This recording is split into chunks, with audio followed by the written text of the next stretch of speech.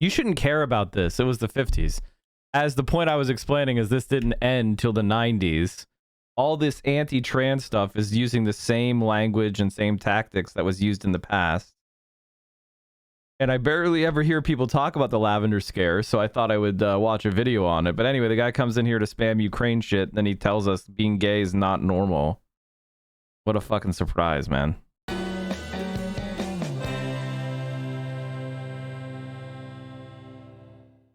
Jesus Christ, man. Let's teach you a little bit of stuff that you didn't know, because I think this is a good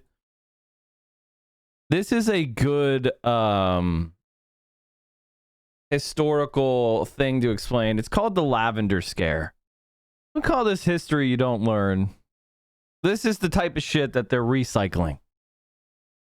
I was flown to Washington for the first time for interviews. They polygraphed me. They asked me if I'd ever had sex with anyone of the same gender. Well, at that time, I hadn't. And so I replied no, but it caused the needle to go up and down quite a bit. But I danced around it and I got hired. And the subject didn't come up again until 6 years later when they essentially arrested me.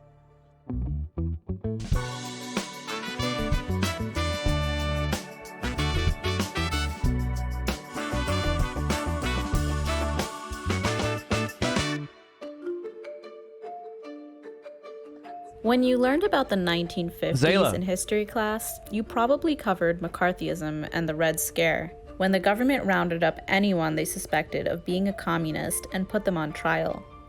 But you might not have learned about the Lavender Scare, when possibly thousands of people were fired from government jobs for being gay. The Lavender Scare was this fear that really permeated American culture in the 1950s during the Cold War, that gay men and lesbians had infiltrated the federal government. It really gets started by Joseph McCarthy and his rhetoric about subversives in the State Department. Communists were not the only people he was concerned about. He was concerned about homosexuals there as well. It was believed that gay men and lesbians were a threat to national security because they were in the closet, presumably subject to blackmail by foreign There's a lot of chatter about agents, James Webb of the famous and telescope that once just gay launched people as were being an portrayed active participant in the as Lavender Scare. disloyal, Interesting. The Red Scare kind of morphed then into the Lavender Scare. There was not a single example of one American citizen who had betrayed government secrets under threat of blackmail. And yet, there was this government policy that excluded all gay men and lesbians from government jobs. It really set off this witch hunt within the federal government and then beyond to track down gay men and lesbians and they're remove called them from any perverts. They just call them perverts in the positions within media. the government. Every government employee under the Eisenhower security program was subject to a security investigation. If there was anything suspicious in your record, if you were a female employee and you wore unusual clothing, or you got a lot of calls from women, the security officials would start investigating. They would talk to neighbors and coworkers and family members and former bosses as part of what they called a full field investigation.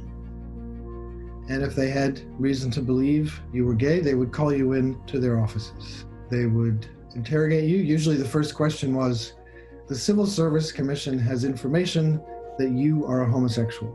What comment do you care to make about this? And people didn't know what to do. It's impossible to know how many people were affected by this policy because many people were forced to resign voluntarily rather than risk exposure by fighting back. And beyond just losing their jobs, some lost their lives. I found evidence in the National Archives that a guy named Andrew Ferenz, he worked in the US Embassy in Paris. It was his dream job. He spoke many languages. He had gotten into the Foreign Service. He had a partner that he lived with. I'm not sure how they found out, but they interrogated him about his relationship with his roommate quite intensely. And after one of those interrogations, he went home to their apartment in Paris and he turned on the gas oven and asphyxiated himself. The effect of the Lavender Scare is that the gay community is really under siege. This government policy emboldened police forces all over the country. They saw it as their duty to help arrest these people, and they would funnel names to the Civil Service Commission. What so the gay the community fuck? in the 50s is kind of living in fear. You didn't know who your friends were, and you had to be very, very careful. Arrested on charges of homosexuality. The hunt for communists, led by Joseph McCarthy, ended in 1957, but the persecution of gay people in government continued for decades after. It becomes part of the standard government policy and is there until a few courageous gay men and women start fighting it. Frank Kameny is fired in 1957. He's this PhD from Harvard in astronomy with the Army Map Service, and they fire him, and he's kind of a nerdy scientist. He doesn't understand why the government is interested in his sex life, and so he fights it. He thinks it's kind of a mistake. He writes all kinds of letters and gets nowhere. He decides to sue the federal government and take them to court, but in the process of doing that, he writes his own brief where he explains his point of view, and he says, well, this is not really about national security. This is not really about morality. This is about my civil rights. I'm being treated as a second-class citizen. But he perseveres. He forms an organization in Washington, Damn, D.C. this guy's By based. 1965, they're picketing in front of the White House. The first time, these are openly gay men and lesbians, all claiming they're being treated wrongly by the federal government. And by 1969, they're winning. Oh my god, chat. What do you know? A guy who came to spam Ukraine shit turns out to be a fascist. What a surprise. Put this song out. It's not copyrighted for Ukraine. Bro, it's the 50s. Just slide it. I'm a little biased, but gay equals not normal. What a fucking surprise. Wow. Huh. What do you know? Courts say to the Civil Service Commission, What do you can't fucking prove a know? connection between these people's off-duty conduct and their ability to perform their jobs. Oh, by the way, hey. Hey, homophobe. Hey, homophobe. Here's two guys kissing. Two guys are kissing.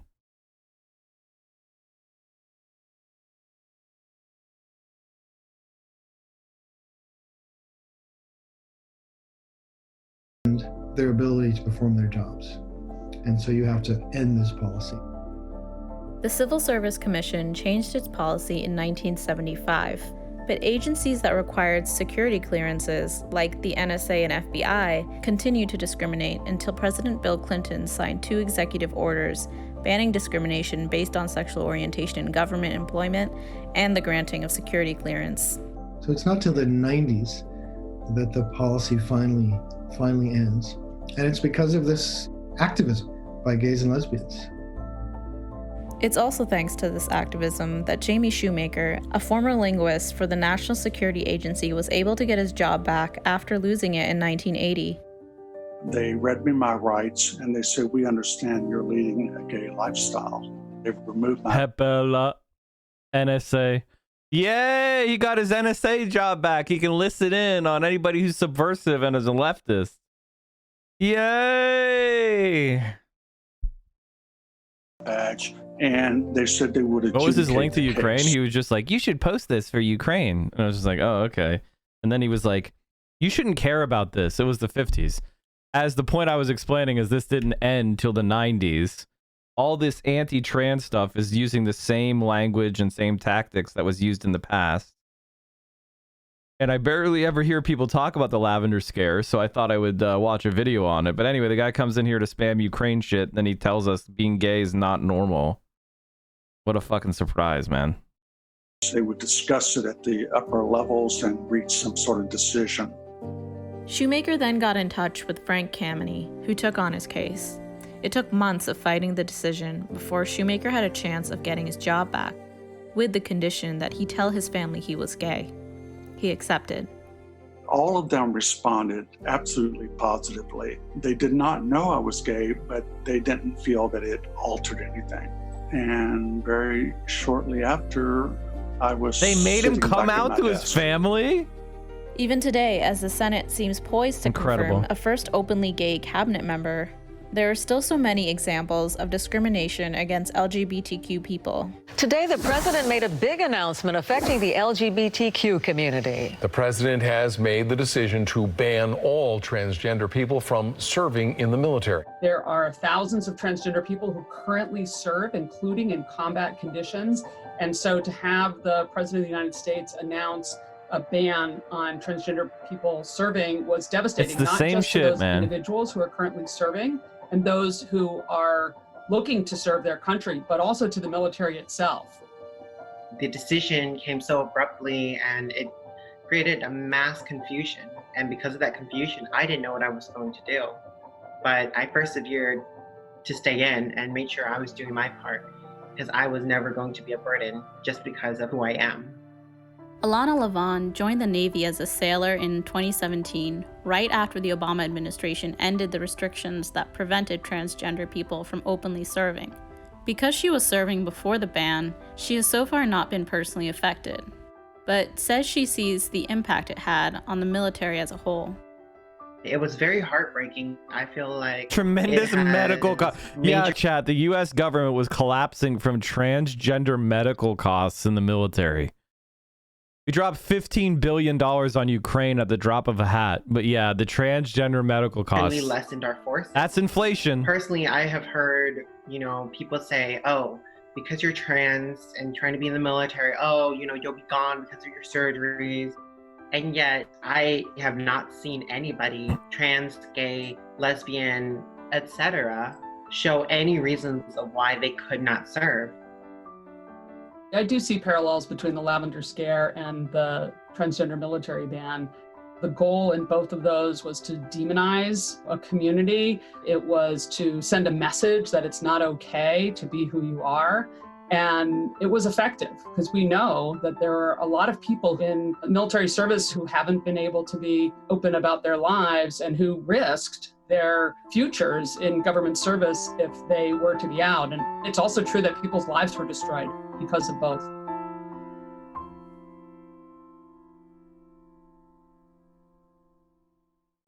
Fucking disgusting. History rarely repeats itself, but it often rhymes. The parallels between the backlash against trans rights and gay rights are astonishing. This is Anita Bryant, chart-topping singer, orange juice promoter, and the face of the anti-gay rights movement in the U.S. in the 70s. Anita Bryant was very popular in her time. She topped the Good Housekeeping magazine poll as the most admired woman in America in 1978, 79, and 80. The Gallup poll listed her in the top 10 most popular women on Earth. And as you can see from Time magazine in 1977, she was presented as the victim of a militant, violent male gay mob and of what is now called cancel culture. The gay cot turns ugly. Homosexual militants are tormenting foe Anita Bryant. She has received death threats, has been socked in the face with a banana cream pie. When she showed up in Manhattan to tape an appearance for the Today Show, NBC was so worried about her safety that guards speared her out of the building after the performance. She called off a press conference in the nearby Hilton Hotel because of warnings that hostile demonstrators will be in the streets, appearing in St. Petersburg, Florida last week. She had to change hotels for security reasons. The victim is singer Anita Bryant, 37. Her tormentors are radical gay activists, mostly male, and their fight, a bitter one from the beginning, has taken an ugly turn. The feud began when Bryant led the crusade that last June caused the repeal of an ordinance in Miami's Dade County banning discrimination against homosexuals in housing, employment, and public accommodations. In other words, she fought so that gay people could be discriminated against. And she's mad about a banana cream pie? She's mad about a banana cream pie in the face. I think that was gentle. I think that was, as far as libidinal violence goes, that was gentle. Since her victory, gay rightists have used Bryant as the symbol of what they must overcome in order to gain the full rights that are still denied them. Since Bryant promotes orange juice for a Florida Citrus Commission, some gays have been trying to persuade consumers to stop buying the product. The boycott has only had limited success nationally, while sales of orange juice are off about 10% from last fall. Growers attribute this to higher prices resulting from damages to the crop during last winter's severe cold spell. So far, the commission has received some 85,000 letters about Bryant, backing her 3-1. This week, the commission will meet in Lakeland, Florida, to decide whether or not to extend her contract as its $100,000 a year sunshine spokeswoman. In other words, right-wingers are not only not fucking silenced, they are subsidized by the government. Trans medical care versus Viagra. The Pentagon spends 5 times more on Viagra than transgender services. I'm going to defend the Viagra expenditure. Spend it on Viagra, but also spend it on transgender services. Spend it on both. How dare you question someone's reproductive health care? The military spent $84 million on erectile dysfunction medications such as Viagra and Cialis in 2014. That's a lot of boners. Holy shit, that's a lot of boners. The money is negligible, says Christian Beck, a 20-year veteran of the Navy SEALs who is transgender. You're talking about 0.000001% of the military budget. Estimated annual cost of transgender services versus other military programs. Cialis is $22.8 million. Viagra, $41.6 million. Joint Strike Fighter, $8 billion. PTSD can cause ED. Oh, I didn't know that. Because if you don't flaunt it, who's going to know you're homosexual or not, you see? What they wanted to do was to flaunt it and to not lose their jobs because of it. If we were going to go on a crusade across the nation and try to do away with... That's not true. If somebody finds out about it, you can lose your job or be evicted or kicked out of a hotel, whether or not you flaunted it. The bill wasn't an anti-flaunting bill, which, of course, the First Amendment, fuck you. It was a, if you're gay, you're not protected. No matter what you do to hide yourself in the closet, you lying sack of shit. She's a liar. They can't even defend their own position because they know how evil it is. With the homosexuals, then we certainly would have done it on June the 8th after one of the most overwhelming victories in the country. But we didn't. We tried to avoid it and went into a place called Norfolk, Virginia, and were met with protest and all kinds of problems. And every... Security agent, security agent. No, let him stay. No. Let him stay. Well, at least it's a fruit pie. Huh. Let's pray for him, right? Wow, she even made a gay joke. She called it a fruit pie. Right now, Anita, let's pray. Anita, why don't you pray? That's all right. Father, we want to thank you for the opportunity of coming to Des Moines. And Father, I want to ask that you forgive him. That we love him. And that we love him. And that we're praying for him to be delivered from his deviant lifestyle, Father. And I just... Imagine, I mean, this is... You got her good, too. Thank God. Deviant lifestyle, she said. She's so hateful. What a... I don't want this man what a touched monster. or harmed in any way. I'll leave him. All right. Yeah, because he knows that it would be bad look. It would be a bad look. Don't worry, they're gonna beat him up in the squad car later. More harm. Thus always to bigots. Do you know who's here? Thus always to bigots. You know who saw you do We that? welcome you to the Midwest. We hope you come back. Do you know who saw you do that? We love you as a person. This man is from Rolling Stone magazine. We love Do you you know as a what kind of person, publicity Anita. you're going to We get? can't stand the garbage you spout. Thus, always the Leave bigots. him alone. Do not touch him. Yes, I certainly think so. It's not bad. Anita Bryant spoke at great length about how she was subjected to death threats, bomb threats, threats to kidnap her kids, and received hate mail with human feces and voodoo dolls regularly. This was used as evidence that the gay rights movement was violent and dangerous. Anita Bryant did famously have a pie thrown in her face by a gay rights activist, Tom L. Higgins. That led to the New York Times and some liberals at the time to leap to Bryant's defense, arguing she was right. She had the right to her views without suffering abuse. Oh, what do you know? The liberals running to the fascist defense over a pie. Oh, is that's just so, it's just so, you're lacking a decorum. Appreciate your coverage. Keep it up, less than 3. Fucking pathetic. Now, Anita Bryant claimed she was not motivated by homophobia or prejudice. She declared, my stand was not taken out of homophobia, but love for gay people.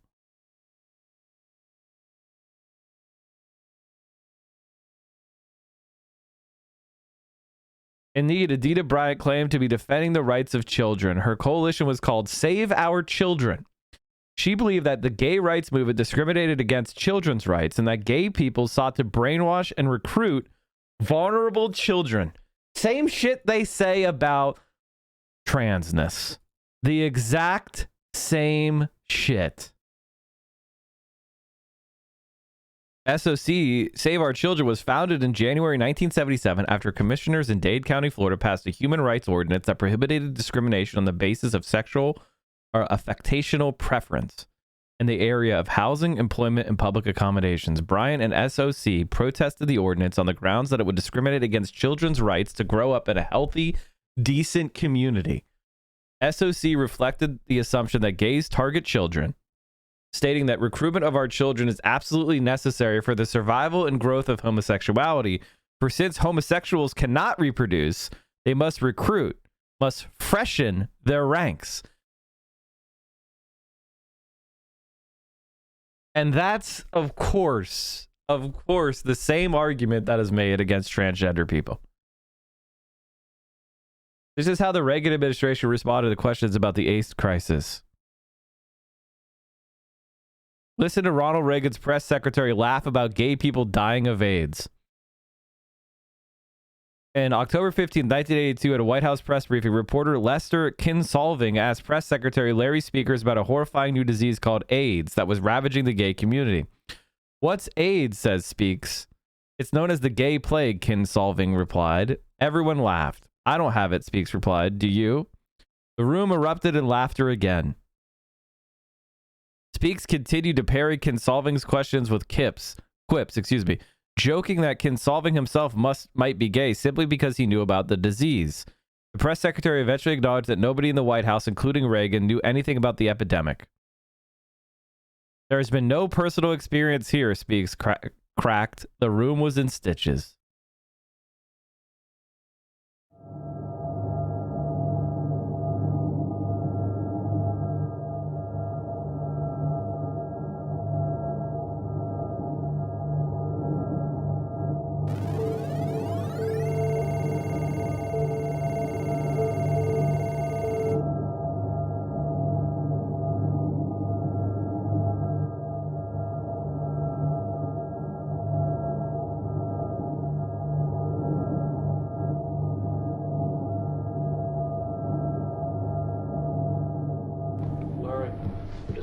Have any reaction to the announcement of the Center for Disease Control in Atlanta that AIDS is now an epidemic in over 600 cases? And over a third of them have died. It's known as gay plague. No, it is. I mean, it's a pretty serious thing that 1 in every 3 people that get this have died, and I wonder if the president is aware of it. I don't have it. Are you? Do you? You don't have it. Well, I'm relieved to hear that, Larry. Do you? I'm delighted. No, you I don't. didn't answer my question. How do you know? Does the president, in other words, the White House looks on this as a great joke? No, I don't know anything about it, Lester. Does anybody in the White House know about this epidemic, Larry? I don't think so. I don't think there's been Nobody knows. There's been no personal experience here, Lester. No, I mean, I thought you were keeping... I checked thoroughly with Dr. Ruge this morning, and he's had no patients suffered from AIDS or whatever it is. The president doesn't have gay plague. Is that what you're saying, or what? No, didn't say that. Didn't say that. I thought I heard you on the State Department over there. Why don't you stay over there? Because I love you, Larry. Oh, I see. Well, let's don't put it in those terms, Lester. Oh, I retract that. I hope so.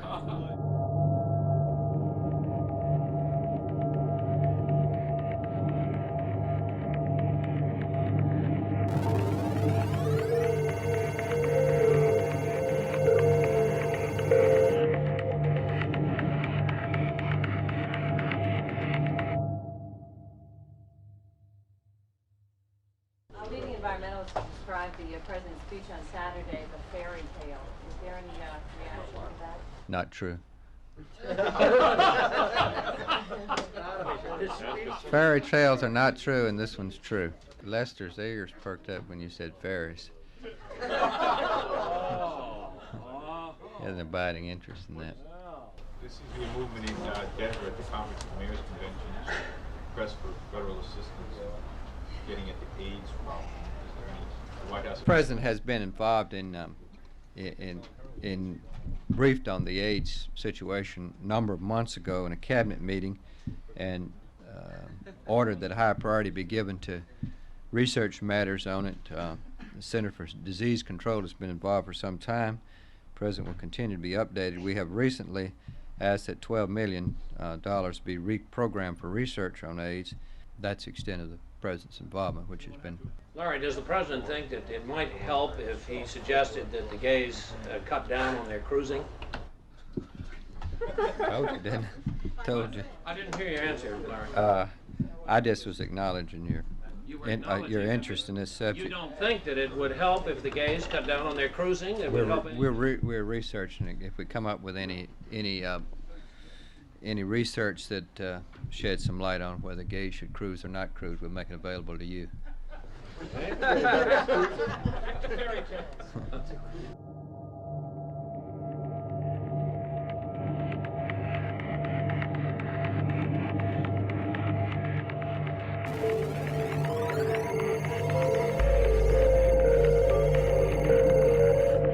I think on certain audio setups, this is impossible to hear. What? Really?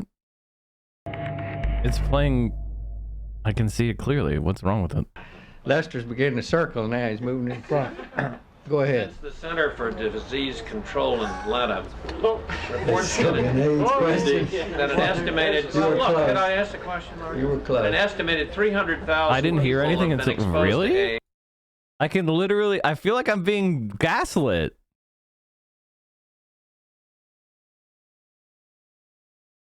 I could turn it up if that's what you're asking. Transmitted through saliva. Will the president, as commander-in-chief, take steps to protect armed forces, food and medical services from AIDS patients or those who run the risk of spreading AIDS, in the same manner that they forbid typhoid fever people from being involved in the health or food services? So the question here is, how could we? They basically wanted to put gay people in FEMA camps, and concentration camps, like they had typhoid or something. They probably have some shit mono setup where the wavelengths are getting canceled out. I mean, it's coming in both ears. I don't know what to say. President concerned about this subject, Larry, that seems to have evoked so much jocular reaction here. I haven't heard. It isn't only the jocks, Lester. Has he sworn off water faucets? No, but I mean, is he going to do anything, Larry? Lester, I have not heard him express anything on it. Sorry. He has expressed no opinion about this. Okay, well, shit. I'm sorry. I didn't understand that. Oh my god, I could hear you on the phone, but not on the PC. What? Oh. Sometimes the audio only comes through one earbud for me, for this video has been fine. Okay, I don't know what to say. All right, well, basically the press pool joked about it and attacked gay people. Let's go back. Anita Bryant set up a charitable organization which claimed to treat gay people, to detransition them, if you will, and provide inspirational case studies of ex-gay people. Today, of course, we call this conversion therapy. Now today, Anita Bryant is not seen as a victim of the violent militant gay rights movement, but a villain who made life considerably harder for a marginalized and besieged minority. Anita Bryant is still alive today and has lived long enough to watch the anti-gay laws she championed be overturned. U.S. public opinion toward gay people dramatically changed for the better. Her granddaughter is gay. Get fucking owned.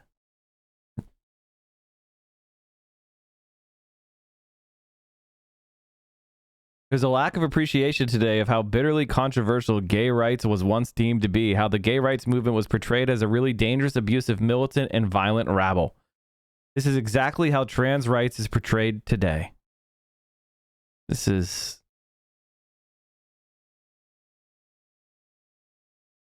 That's amazing. truly an important thread. Thank you everybody for linking to me that. Actually, chat, let's just replay that real quick. Because if you don't flaunt it, who's going to know you're homosexual or not, you see? What they wanted to do was to flaunt it and to not lose their jobs because of it.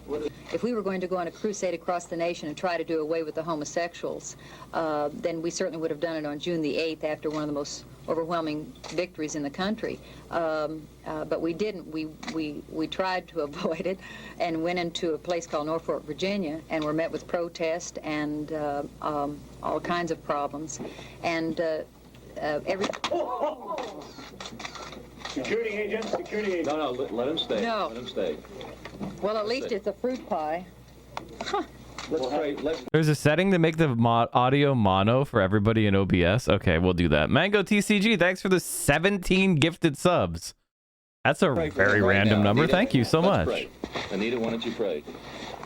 That's all right. All right, I just wanted to show you guys that. Conservatives are smearing Don't Say Gay opponents as pedophile groomers.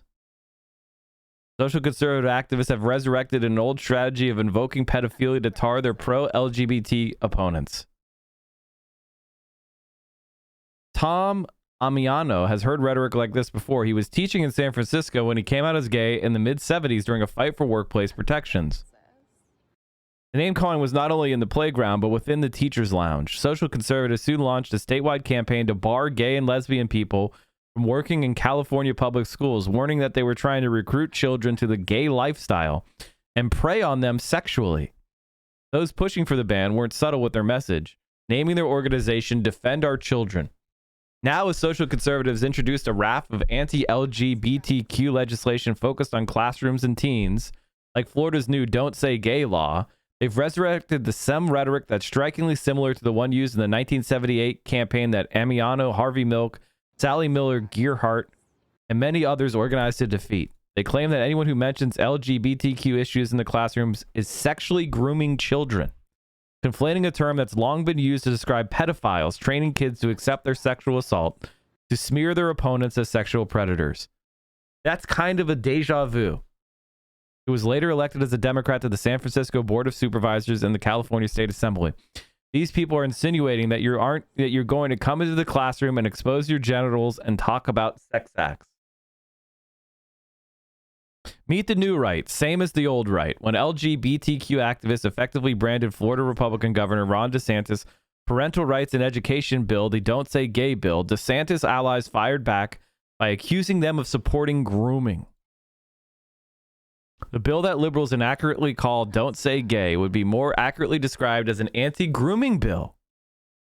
If you're against the anti-grooming bill, you're probably a groomer, or at least don't denounce the grooming of 4 to 8-year-old children.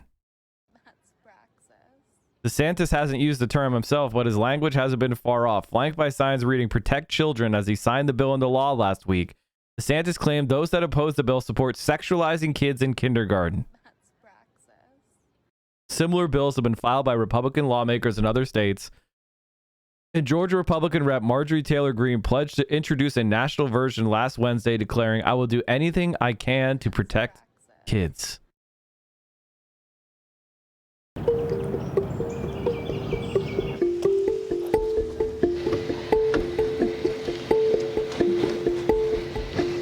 Mom's making fried chicken and collards and sweet potato biscuits, so I think you're gonna have plenty to eat tonight. Zara is 13 years old.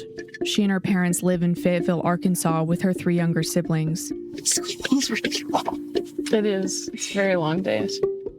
Tell me a little bit about your school. Are people welcoming and accepting, open? No, not a lot of people are welcoming. We have had some problems here just considering it's Arkansas, but there are just a couple friends I do trust and that do accept, thankfully. Zara is one of hundreds of young people in the state whose healthcare is now outlawed by an unprecedented bill banning all gender-affirming medical care for trans youth. Arkansas passing a bill blocking gender-affirming care for trans youth. It would ban access to things like reversible puberty blockers and hormones. A veto for the transgender-focused SAFE Act bill. The governor said this bill is government overreach. One day after his veto, the House and Senate both vote to override his veto, making this bill a law. House Bill 1570 denies access to medical care, including puberty blockers, which are reversible and delay the onset of puberty, and hormone therapy, which triggers a patient's desired physical changes. Both are critical to a medical transition. This year alone, 22 states have introduced legislation similar to this law in Arkansas. Doctors who specialize in this care across the country and leading national organizations like the American Academy of Pediatrics and the American Medical Association are warning of this bill's lethal consequences. Just after this bill passed the House, these kids heard about it. I've had multiple kids in our emergency room because of an attempted suicide just in the last week.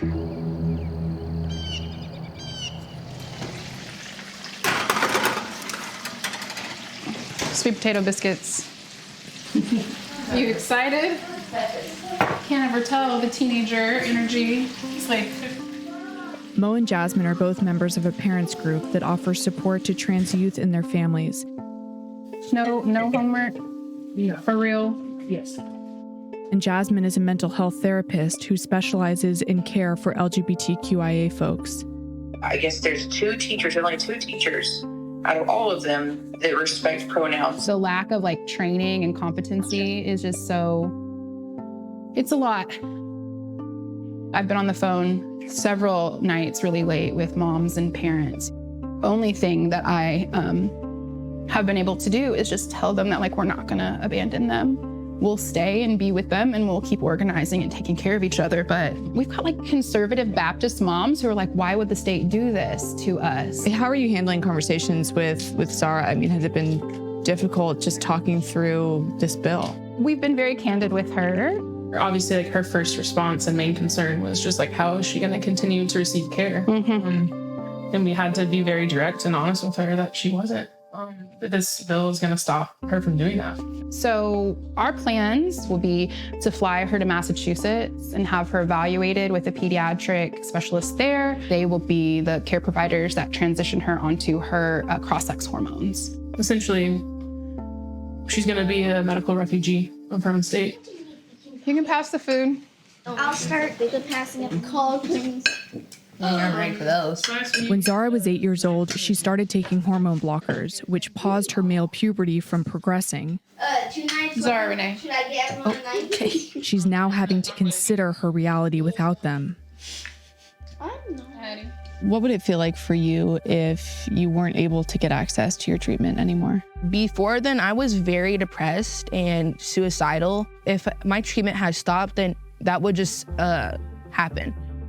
Not just with me, but No More Water Empty by Buckets says, I was literally working at a health department, was working with teachers in my state to learn about trans youth, and they wanted to learn and be more open, and now the GOP are trying to make the exact type of presentation we did illegal. Absolutely. If you saw this with anyone that had their treatment stopped, you would probably see a lot of depression, a lot of suicidal thoughts in them. It's really hard to not get what you need when it's one of the things you need the most.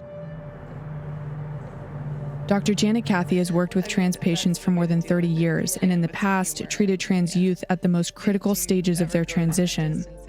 What is the rate of suicide attempts among trans youth? Most of the statistics you'll say is up to 40% will have at least one suicide attempt. And it's not uncommon at all that I see a young adult who has a history of suicide attempts. Dr. Cathy started the first transgender clinic at the University of Arkansas and now treats adults at Planned Parenthood. She's one of only a few doctors treating the trans community statewide. By not being with the gender group you identify with, there's a socialization process that they miss. And we want them to be healthy, functioning adults.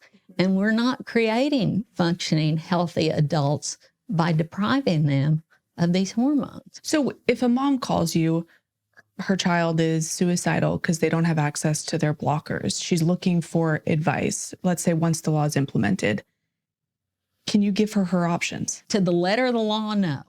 I guess I'd say, you're just going to have to Google, and there's not any way I can help you. I think technically that's the way it would have to be. I mean, what does it feel like for you as a physician to have your hands tied in that way when you know that could be literally a life and death conversation? I've never had to face this situation like that. A bathroom bill, it's sending a hateful message, but it's not entering a physician-patient relationship, whereas this actually does. Do families, have the... Liberals cannot say anything without downplaying previous conservative bigotry. The ratchet effect brain of a liberal is incredible to watch. I mean, it's like, well, bathroom bills are bad, but they're not as bad as this. What would possess you to make that argument? What would possess you to make that argument? You're not winning over any conservatives by saying, well, bathroom bills are not as bad as this one. Stop. Liberals. Option to just wait a few months or a few years in order to get their kids this treatment. It's time-sensitive treatment. The impressive liberal brain. If you don't stop puberty blockers before puberty, they're not going to be effective, Ever. The decision to do puberty blockers or to start hormone therapy is made after, months and years of working with therapists and with doctors in the field. I mean, parents don't walk in and say, I think my child needs estrogen. Okay, well, let's write them a prescription for estrogen. It doesn't work that way, but that's what is being perpetuated. Our posters and stuff are in the car. Of course it doesn't work that way. While some families are moving out of state to access treatment, many parents can't afford to. Brandy Evans is struggling to find a safe, affordable option for her son, Drew. I hope one day there is a final rally, like we don't have to do this anymore, but that's not going to happen in my lifetime, I don't think. No, probably won't happen in mine. The hopelessness that people feel is the direct result. This is why the Democratic Party fails. Is these people don't think, well, if we just vote for the Democrats, they're going to protect our rights. Because they won't. So these people have this kind of hopelessness. And they're incredibly brave for continuing to fight in favor. But that's going to there's thousands of people that are just completely alienated from politics instantly from the Democrat. The Democratic Party is actually our nation's biggest problem. There's no doubt in my mind at this point. Before he received hormone therapy, Drew was suicidal. After, Brandy says, the weight of his severe depression lifted.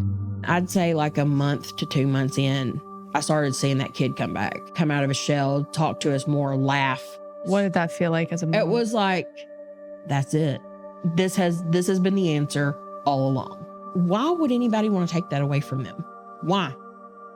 And take that right away as a parent. I don't see anybody. This law will likely go into effect in a few months. How will you get your son the treatment he needs? So we're looking at out-of-state care, either busing these kids every so often or via Zoom, because a lot of things are telemed right now anyway. The issue with telemed, though, is actually receiving the drugs, right? Right. Does it worry you receiving hormones from a place that you're not able to vet? Yeah, it really worries me, especially if it's in an international situation. Like, I mean, not that I don't trust them, but if it's not, because we have FDA. I don't know what they have in other countries. Oh, yes, the oppressive building of the state. Self-administering hormone treatment from unvetted sources can be extremely dangerous. Without a doctor monitoring the patient... And of course, when you lose hope in any kind of political action, you take the ultimate form of liberalism. Dosages could be off and drugs could be mislabeled. They are taking medication I need away from me. It's kind of like taking insulin away from a diabetic person. Is there anything that concerns you about having to go to, a source that's unvetted? Fighting for so long wears you down to the point where if you can get your hands on hormones, you're gonna take them. Like, regardless of how unsafe the journey might be, you're gonna take them if you can get your hands on them. We have to fight for trans rights. We have to fight for trans rights. We have to fight for trans rights. Thank y'all. Yes. Yes. And the key. And the key. The bill will go into effect by early August unless the courts give an injunction. The ACLU is preparing a lawsuit, but in the immediate term, youth are turning out at protests to send a message to legislators. We're here, we're queer, we have no fear. We're here, we're queer, we have no fear. We're here, we're queer. From a parent to a parent, what do you want to say to these legislators? You. I can't. That's the only thing I've got left to say. I've tried to appeal to their senses. I've tried to appeal to their heart. They don't have one, so f you. There's no reason why you should be butting into my care for my child.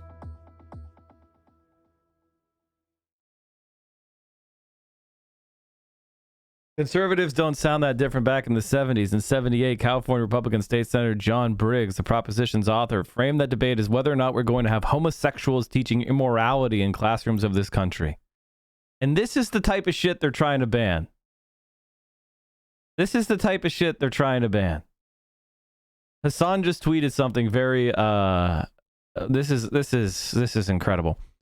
Imagine trying to fire this dude for answering one of his students' questions. As Dave Weigel correctly identified, this is perfectly normal interaction that psychotic Republicans want to punish. Pure homophobia. Incredibly how quickly the GOP turned this into the main issue.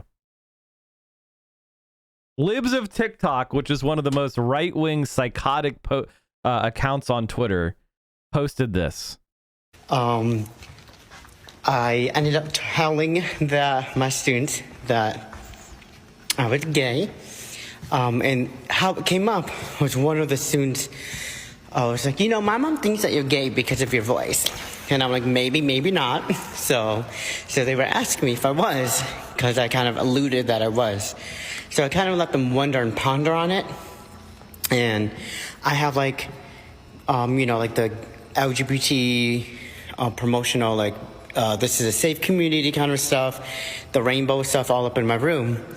And I told them, I'm like, if you look around the room, that should give you an answer to your question. So I did officially tell them.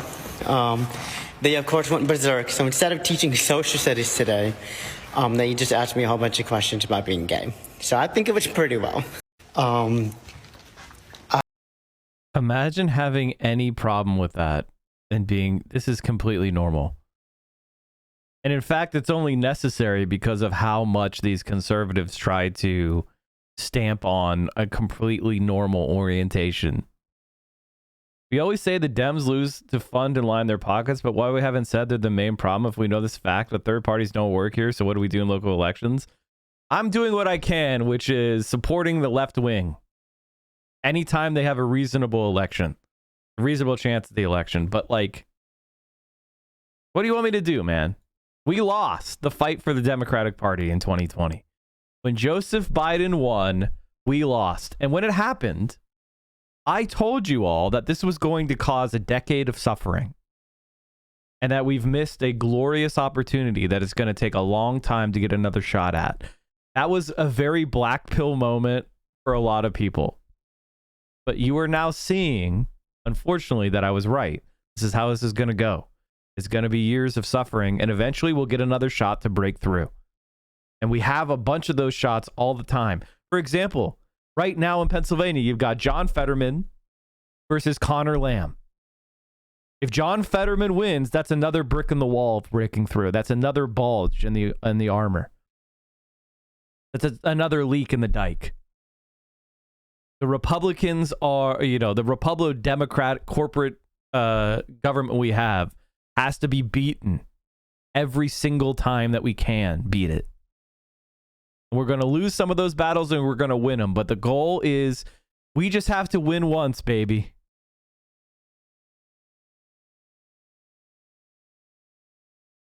And that is what we're talking about.